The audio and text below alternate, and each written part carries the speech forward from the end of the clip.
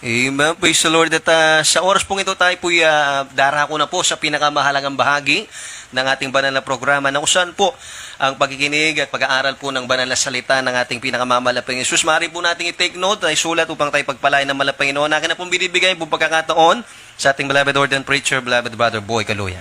Amen.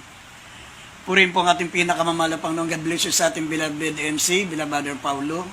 Ang pinakamataas na pagsamba, pinakamataas na pagpupuri, pagluwalhati ay para sa ating dakilang Diyos natin pinaglilingkuran, ang ating pinakamamahal na Panginoong Kristo. At nagbibigay po ako ng dobleng paggalang sa ating minamahal at ginagalang na pastor, the man of God, beloved evangelist Wilde Estrada Almeida, the end-time prophet of our loving God. Sa lahat po ng mga beloved children, the Almeida family, sa lahat ng mga apo, mga manugang ng ating buting pastor, maminamahal, at patuloy po nating inaalala ang mga hindi malilimutang aral ng ating beloved assistant pastor din na si Almeida. Gayun din sa lahat po ng ating mga webcast viewers, Luzon, Visayas, Mindanao, sa Metro Manila, mga kapatiran natin sa ibayong dagat, sa iba't ibang panig po ng mundo na nariyan po kayo, maminamahal. Maligayang panonood po at maligayang pakikinig po sa ating banal na gawain. Salamat sa patuloy na pagsuporta niyo po sa ating banal na gawain. Hindi po nakakalimutan ng ating dakilang Diyos yan. Mami naman tayo po panandali ang manalangin upang minsan pa samahan tayo ng ating mahal na Panginoon at kumilos ang kapangyarihan ng Diyos habang kayo po nakikinig. Tayo po manalangin muna. Opo, dakilat pagpala po naming Ama, Diyos na makapangyarihan sa lahat. Sa pangalan ng aming pinakamamahal na Panginoong Kristo, minsan pa, dakilang Diyos, patawarin mo po kami, linisin mo po ang aming mga puso. Ano man ang aming mga naisip, nagawa, nabanggit ng aming mga labi na hindi kalugod-lugod sa iyo. Patawarin mo po kami, Panginoon, at minsan pa sa gabing ito, hipuin mo po na yung mapagpalat, banal na kamay ang aming mga labi. Kayo po maglagay ng mga salita mo sa aming bibig. Maging pagpapala sa lahat ng mga nanonood at nakikinig. Dakilang Diyos, ipuin mo po, lalo na po mga may taglay na karamdaman. Ikaw po ang kanilang inaasahan, Panginoon, umaasa po kami sa iyong mga dakilang pangako, Panginoon, na sinabi mo, bago kami tumawag, ikaw ay sasagot, dakilang Diyos. Kaya ipuin mo po, lahat ng manonood, mga nakikinig at aming sinasaway, ang gawa ng kalaban, demons of unbelief and doubts, demons of hindrances, we bind the power of darkness in Jesus' name. Amen and amen. Purin pong ating malapang na maminamahal, kayo libogsan natin pambungad na talata. Dito sa mga awit, 119, talatang 49 hanggang 50. Dito po sa aklat po ng mga awit, kabanatang 119, talatay 49 hanggang 50. Sa talatang 49, iyong alalahanin ng salita iyong salita sa iyong lingkod, na dooy iyong pinaasa ko, ito'y aking kaaliwan sa aking pagkapigati sapagkat binuhay ako ng iyong salita. Amen. Amen. Maminamahal, ang ating pong paksa ay pamamagatan po nating what is your comfort? Ano ang ating kaaliwan? Alam niyo, maminamahal, ang buhay po natin ay hindi po palaging masaya. Kasama po sa buhay ng tao yung tinatawag na affliction, kadalamatian. Lahat ng tao, maminamahal, makakaranas nito, mga mabubuting tao, mga dakilang tao, mga masasamang tao, maminamahal, maging ang mga kilala. Kahit sila na po ang pinakamakapangyarihang tao, maminamahal, mas marami po silang kadalamhatian.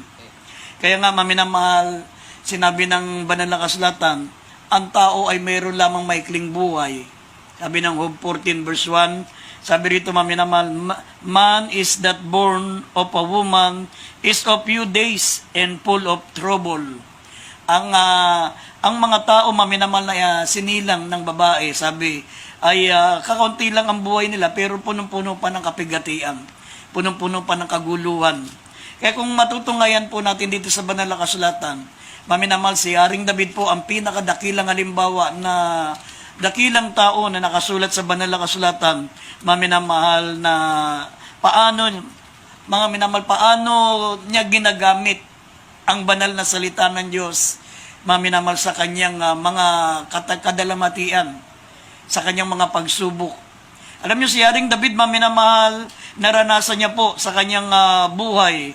Kung mababasa niya dyan yung, yung unang Samuel, Kapitulo 30, talatang 1 hanggang 6, naranasan ni David, maminamahal, na Siya po'y namatayan ng anak. Naranasan niya, maminamahal, na nagrebelde ang kanyang mga anak. Naranasan niya, maminamahal, na pinasok ng mga tulisan, ng mga masamang tao ang kanyang teritoryo. Ninakaw, maminamahal ang mga ari-arian, pinagpapatay ang mga kalalakihan, kinidnap yung kanyang asawa. At sinunog po yung kanilang bilya, yung kanilang lugar. Maminamahal, napakarami niyang kadalamatian. Pero maminamahal, sinabi ng banal na kasulatan, ang kaaliwan ni David, kapag siya po'y nalulungkot, kapag siya po'y nasa mga pagsubok, pag siya po maminamahal ay naroon sa matinding tinatawag na kapigatian, maminamahal, sinabi niya sa kanyang mga banal na salita, maminamahal, sabi rito, ito ang aking kaaliwan sa aking pagkapigati, sapagkat binuhay ako ng iyong salita. Sabi ng Psalms 119 verse 50, ito'y aking kaaliwan sa aking pagkapigati, sapagkat binuhay ako ng iyong mga salita. Ang salita ng Diyos ang pinakaaliwan, maminamahal, ni Haring David. Ito po'y nagsisilbing kaaliwan siya. Kaaliwan niya ang mga salita ng Diyos. Kaya sabi ng Psalms 34 verse 19, sabi po rito, maminamahal, maraming kadalimatian ang mga matutuwid. Amen. Marami tayong kadalimatian, pero ang pagkakaiba natin sa mga hindi mananampalataya, sabi ng banal na kasulatan, ngunit tayo, inililigtas tayo ng ating mahal na Panginoon. Basahin natin sandali, Psalms 34, verse 19. Dito po sa aklat po ng mga awit, kabanatang 34, ang talatay 19. Marami ang kadalamhatian ng matuwid, ngunit inililigtas ng Panginoon sa lahat. Amen. Amen. Kaya nga sinasabi ko sa inyo, maminamahal, pati tayo mga mananampalataya, hindi po tayo ligtas sa kadalamhatian. Amen. Pati mga masamang tao, mga dakilang tao, mga may pinag-aralan, mga professional, mga may kapangyarihan. Lahat ng tao, maminamal, daranas ng kadalamhatian. Pero ang tanong dito, maminamal, what is your comfort? Pag dumating ang mga kadalamhatian, maminamahal, ang tanong sa atin, what is your comfort? Saan tayo kukuha ng kaaliwan? Sino po ang ating pong sandigan? Sino po ang ating sasandalan sa panahon ng kadalamhatian? Sabi ng banal na kasulatan, mga minamahal, believers have their peculiar comfort. Tayo pong mga mananampalataya, mga minamahal, ay mayroon po tayong kakaibang kaaliwan. Mayroon tayong kakaibang kaaliwan. Ang sabi ng nabasa po natin, unang-una po, maminamahal, ang mga banal na salita ng ating mahal na Panginoon. Ang kanyang banal na salita. At kasama po ang banal na espiritu ng mahal na Panginoon. Sabi dito, kung mababasa po natin Psalms 32 verse 8, maminamahal, at mababasa din po natin ng John chapter 14, maminamahal, verse 27, maminamahal, kung ating matutungayan ng mga talata, ang kaaliwan natin ay ang banal na salita ng ating mahal na Panginoon, at hindi lang yan, sabi ng John 14:26, ay ang kanyang banal na espiritu. Kapag tayo po'y nagbabasa ng banal na kasulatan, magiging kaaliwan natin ito, kasi sa mga salita ng Diyos, parang pinapayuhan tayo ng salita ng mahal na Panginoon. Amen. Habang binabasa mo po ang kanyang banal na salita, mayroon pong Diyos na nagpapayo sa iyo, sabi pinapayuhan kanya. Amen. At nandun po ang kanyang banal na espiritu.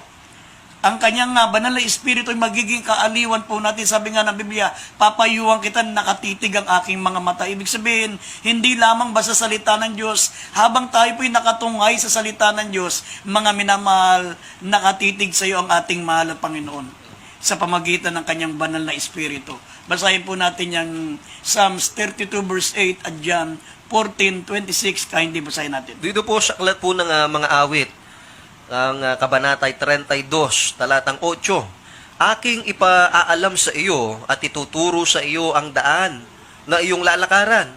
Papayuhan kita na ang aking mga mata ay nakatitig sa iyo.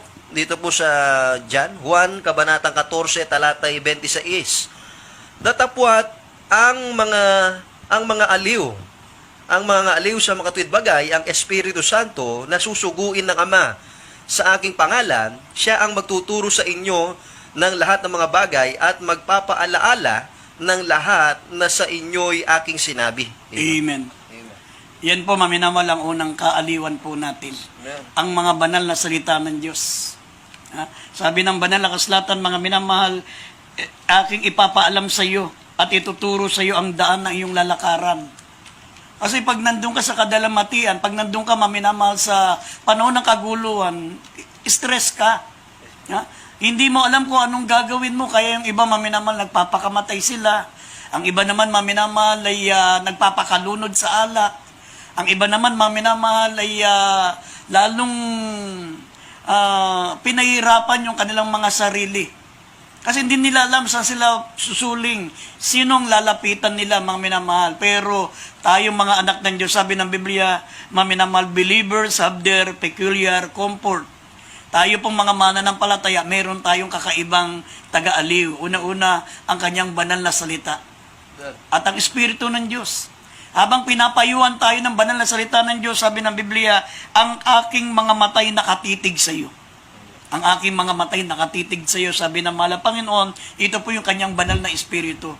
Sabi, magpapaalala sa iyo ng kanyang mga pangako ng ating mahal na Panginoon. Sabi, dapat ang mga aliw sa makatuwid, ang Espiritu Santo, na susuguin ng Ama sa aking pangalan, siya ang magtuturo sa inyo ng mga bagay, ng lahat ng bagay at magpapaalala ng lahat na sa inyo'y aking sinabi. Amen. Lahat ng mga pangako ng Diyos, lahat ng sinabi niya para sa ating mga mananampalataya, ito po'y magiging kaaliwan natin. Ipapaalala sa atin ng banal na Espiritu.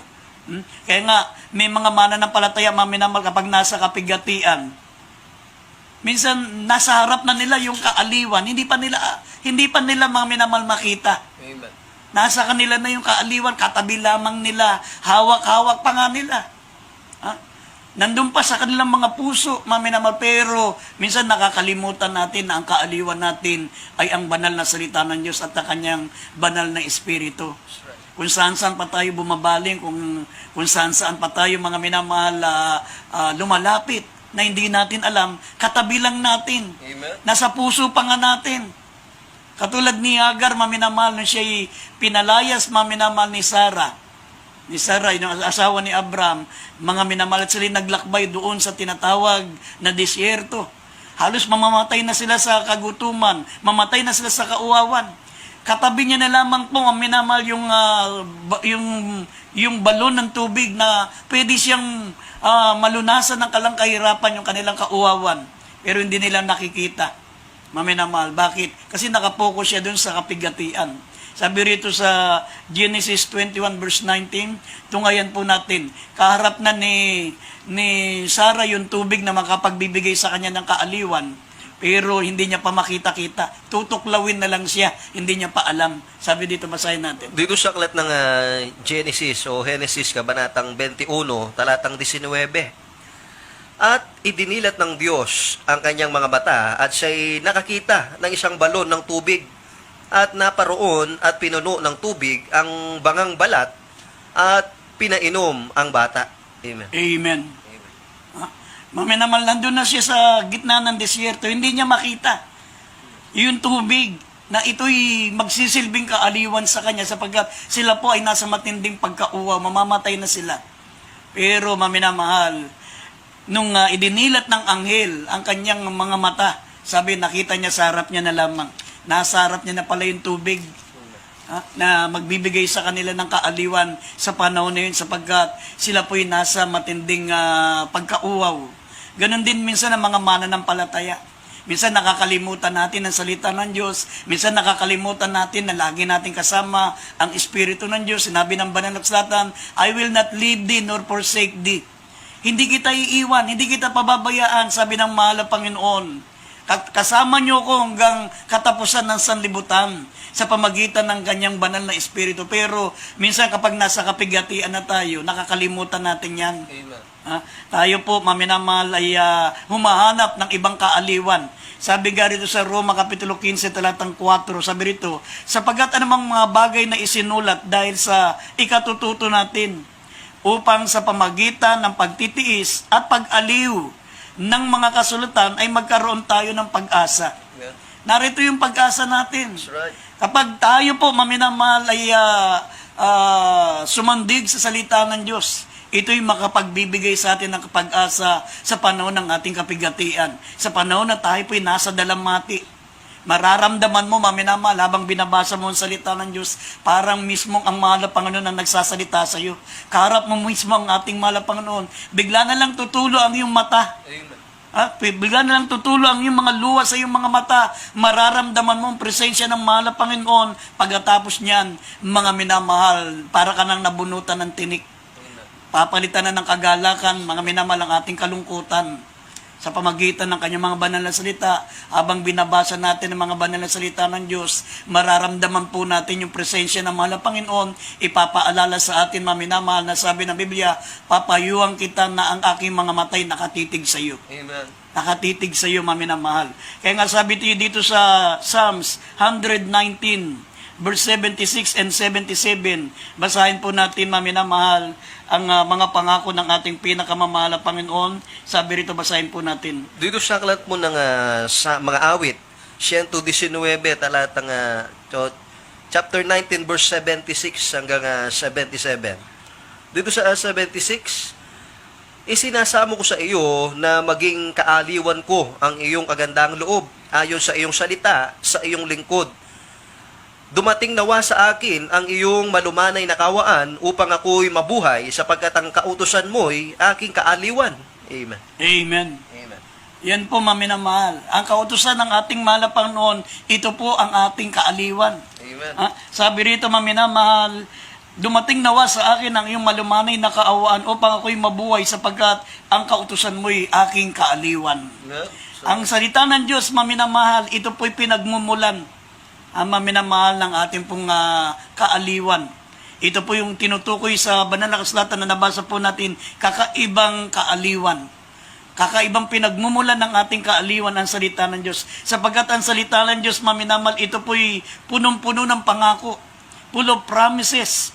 Maminamahal, punong-puno ng kaaliwan, gaya ng nabasa natin kanina. Sabi ng Roma 15, talatang 4, maminamahal, sapagkat anumang mga bagay ay sinulat dahil sa ikatututo natin upang sa pamagitan ng pagtitiis at pag-aliw ng mga kasulatan ay magkaroon tayo ng pag-asa. Amen. Yan po ang magbibigay sa atin ng kaaliwan. Ang salita ng Diyos, maminamahal, ito po'y punong-puno ng pangako. Ito po, maminamahal, ay punong-puno ng kabutihan ng ating mahal na Panginoon. Punong-puno, maminamahal, ng tinatawag na confidence. Madadagdagan ng pagtitiwala natin sa mahal na Panginoon. Ang salita ng Diyos, maminamahal, ito po'y magiging kalakasan natin. Ito ang ating magiging kapangyarihan. Kaya dapat ang pinagmumulan natin ng kalakasan, maminamahal, ay ang salita ng Diyos. Amen. Dito po sa banal na kasulatan, sabi ng banal na kasulatan, kung mababasa po natin ng Psalms 119 verse 67, sabi po rito, maminamahal, minsan kapag dumarating yung kadalamhatian, ipapaalala sa atin ng mahal na Panginoon sa pamagitan ng kanyang mga salita na kaya tayo dumaranas ng kadalamhatian dahil nagkulang po tayo, gaya ng sinabi ni Haring David. Bago ako nagdusa, bago ako dumanas ng pagdadalamhati ay naligaw ako. Sabi niya dito sa Psalms 119 verse 67. Basahin natin yung talata. Dito po sa aklat po ng mga awit, chapter 119 verse 67. Bago ako nagdalamhati ay naligaw ako, ngunit ngayon tinutupad ko ang iyong salita. Amen. Amen.